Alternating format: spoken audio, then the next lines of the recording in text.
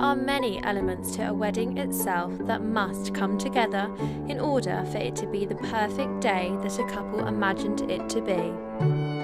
Creating expectations into a reality is something that I've set out to unveil and discover the roles that individuals play in making a wedding possible.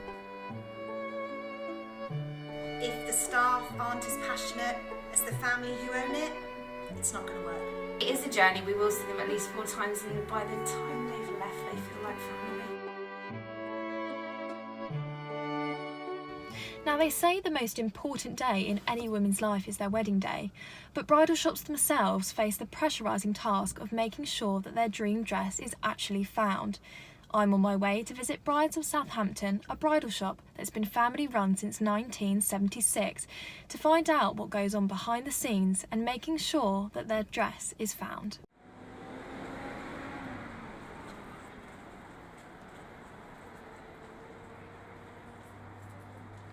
What makes Brides of Southampton different to any other store in England is 43 years experience. We're a family-run business for the last 43 years, and there is no one else in England who can say that. A very, very passionate family have run it. My mum was in bridal wear before she opened it in 1976. And our staff don't leave. We have staff from 20 years, 25 years, so massive experience, service and dedication. The other thing that makes us so different from the other bridal stores is that we do everything in-house. You start your bridal journey with us usually a sort of year, if not 2 years before you're getting married. We choose your dress, you come for your fittings all here in-house, our seamstresses are in-house, everything's done on the premises with your same member of staff, so you have that lovely continuity and sort of friendship with your sort of bridal stylist. We're always trying to be one step ahead. One of our biggest suppliers is from Pronovias in Barcelona. We go to London Bridal Week. That's a huge wedding trade market that we go to, where all the designers from all over the world come, and we go and buy from there. What we're buying today is actually for a bride getting married in a year's time, because the brides for this year are mainly done. They're sort of all booked, done, ordered, fittings booked. So you're always working a year in advance, which is hard but very, very exciting, because you can see what the trends are coming in. Now, it would seem that stocking the most beautiful dresses within their store isn't the only reason that they have built such a good reputation. The personal relationship that they form with the brides themselves after their dress is found is unlike many others in the UK. From the moment the bridal journey starts, we see you right through to the end. So we teach you how to get in and out of the car. We even teach people how to go to the toilet on the day. One of the big discussions we always have with brides, which makes them very nervous. And then after the wedding, you bring it back to us. We offer you cleaning service. We pack it in boxes for you. So right through to the end. So we see brides through their whole journey, even till after the wedding. I mean, it's lovely because they keep in touch. They tell us when they've had their first babies. We've been here for 43 years, but if it wasn't for our staff who've worked for us for very long periods of time, 25 years service, we've had one retire last year. She worked for us for 39 years. If the staff aren't as passionate as the family who own it, it's not going to work. According to a recent survey, 80% of women said that they had regrets about their wedding day, with the top reason being that they regretted the dress they chose. So after speaking to Shelley, it was clear that her system and accommodating nature left no possibilities for a bride to be feeling this way. We would usually see a bride typically around about 4 times.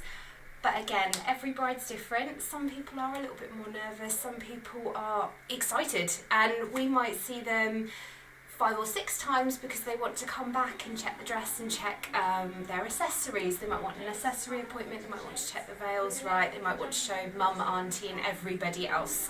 It's about us telling them how to manage the dress, how to get in, where all the little poppers are, the intricacies, get that dress looking as if it was made to her measurements 100%. Within every bridal collection, there will be dresses that we would class as bread and butter dresses.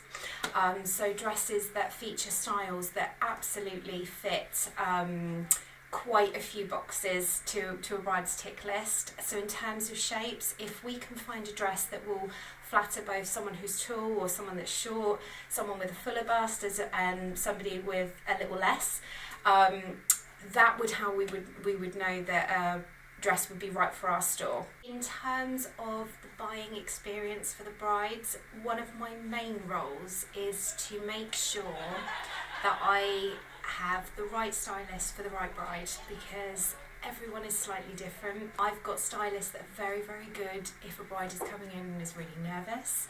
I've got stylists that are a little bit more singing, more dancing, more Disney. So it's my job to quickly establish how that bride is within her bridal journey and to make sure that she is given the best experience with the best staff member as possible. Many bridal stores' aims are to help brides-to-be find their dream dress, and they do so by hosting bridal fashion shows and exhibitions all across the country. Yet seeing a dress on a runway can lead to disappointment if it's not what the bride expected. So the true hard work comes from the bridal shop themselves to guide the bride in their journey and to reassure them through their own personal experiences.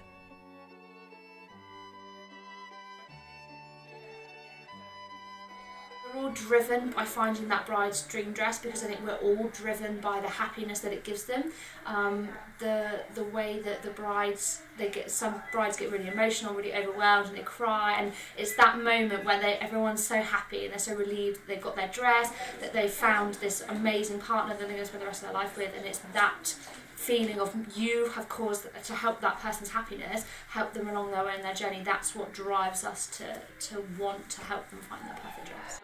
The whole idea of us being here is to help and guide and give our experience, because at the end of the day, if it was as easy as picking a picture online and being like, oh my gosh, that's going to fit and that's going to be brilliant, I'm going to have that one, then we wouldn't have jobs. It's not just come in and buy a dress, it's come in and have your whole bridal journey. Finding your dream dress shouldn't feel like a task, it should feel like an experience. And for any bride, the process to finding their dream dress falls within the hands of complete strangers, unaware of the actual process that goes on behind the scenes. So having revealed the hidden seamstresses and countless visits, it would seem that although the pressures do certainly fall within the bridal shops themselves to finding a bride's dream dress, their personal drive makes any of the pressure worthwhile.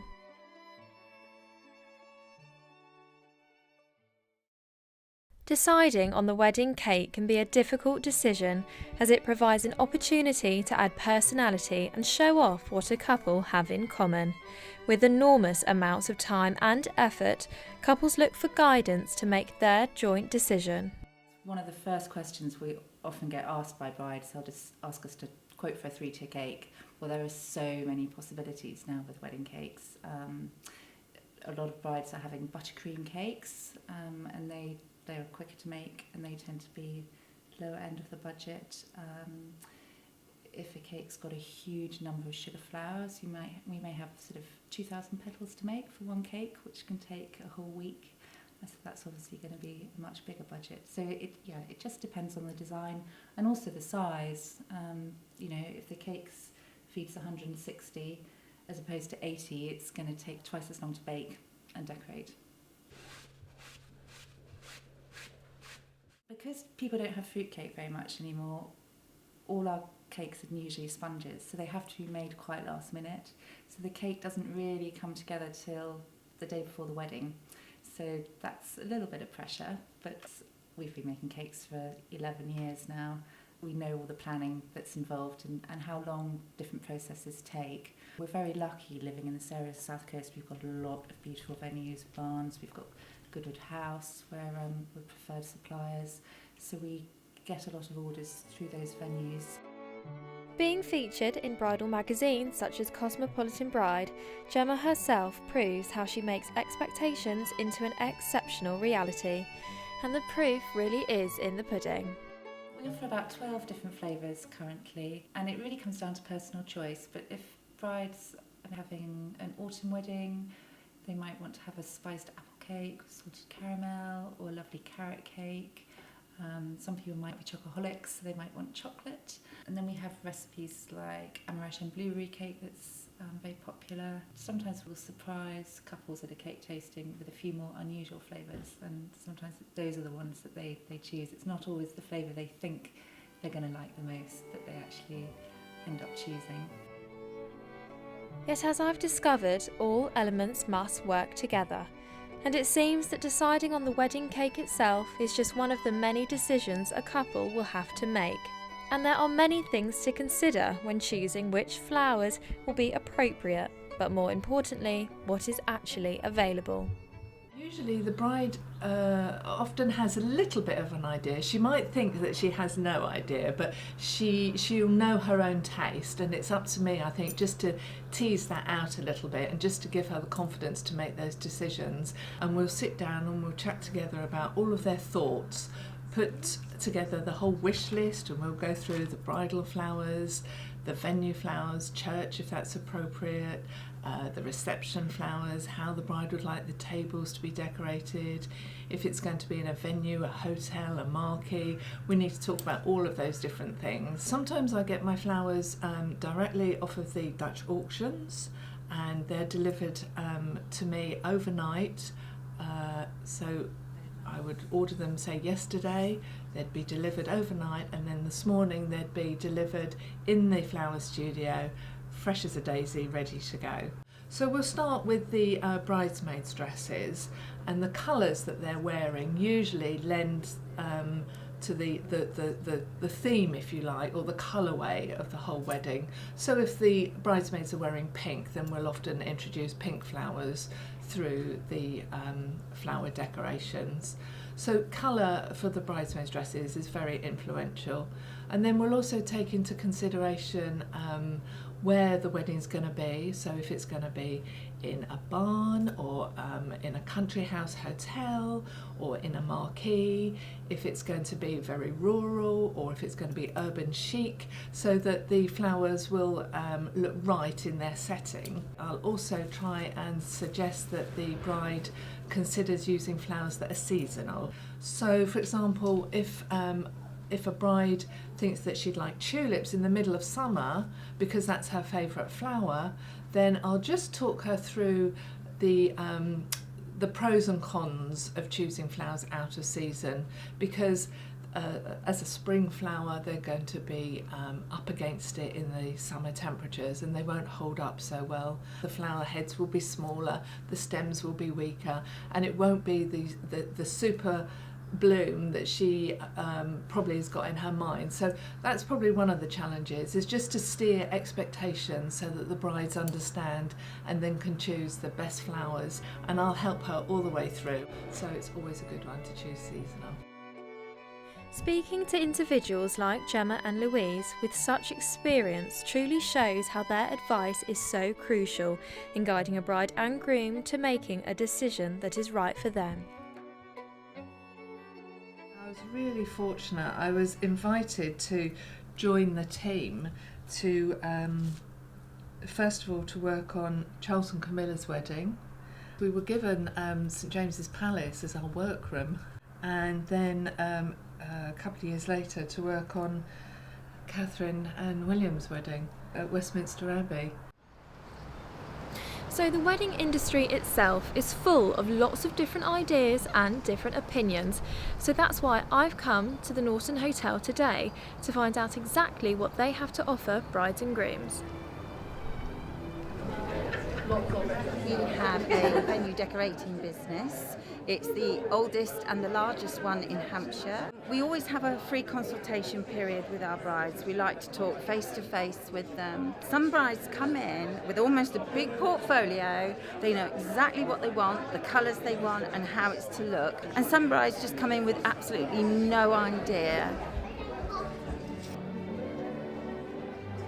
When they come to see us, we talk through about their colour scheme for one thing, the venue that they've chosen, because that actually helps to decide on the style of their wedding, and the flowers, all to complement really as well. So some people come with very strong ideas of what they want, and others are quite happy to take our advice. So it's a bit of a relationship you build up with a bride. For the bride herself, it is not just her dress that plays an important role. Her hair and makeup must complement her own personal style. Putting her trust into a stranger once again seems daunting, so how do the professionals go about it? Normally we book in a trial about 3 to 6 months before the wedding. The reason that I do it 3 to 6 months is I don't want to do it too early, because I have had it where brides have wanted to do it like a year in advance, and they then change their mind, they see something else, something comes in a magazine or something else comes into fashion, and then it changes, so then that means that it's double the cost to them basically. That's a good amount of time for me to see their skin and give them any advice, things that they need to do to prep, that kind of thing. If a bride books to have her hair and makeup done, it's 3 hours sort of plus session, and we go through the whole hair and makeup. If it's just hair, just makeup, it's about 1 hour and a half, 2 hours, and we just concentrate obviously on one. Some people come and they've got an absolute, idea, and they've got pictures and Pinterest and that kind of thing. Other people just don't have a clue what they want, and they just want to be guided by me. They don't wear makeup, they don't usually do their hair, they just want my advice, and they're happy to sort of go with whatever. The dress is most important. If the top is very ornate, then obviously you want to get the hair up out of the way to show it all off. If it's strapless, you want to have it down to kind of give the bride a little bit of security if they're not too much on show. Colour-wise, it's more important for bridesmaids, mothers, that kind of thing, because I would tie in whatever colour they were wearing with like eyeshadows and lipsticks and things like that. But for a bride, it's always quite neutral, quite natural, and obviously the colour of the dress is generally ivory, so you've got a nice plain colour that's reflecting in their skin.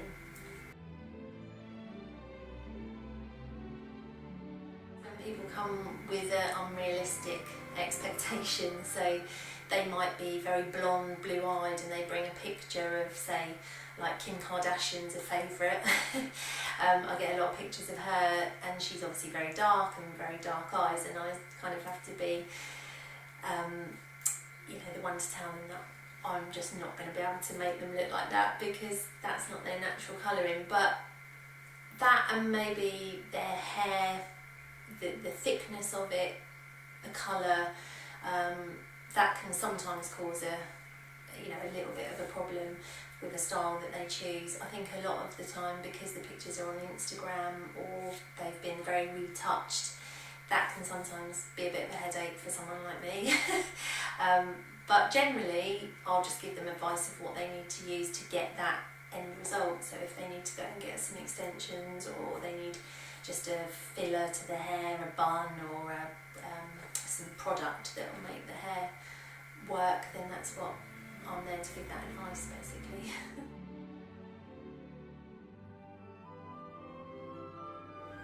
For any couple, their wedding day is going to be a day that they're always going to remember. And as I've recently discovered, it can be an expensive affair.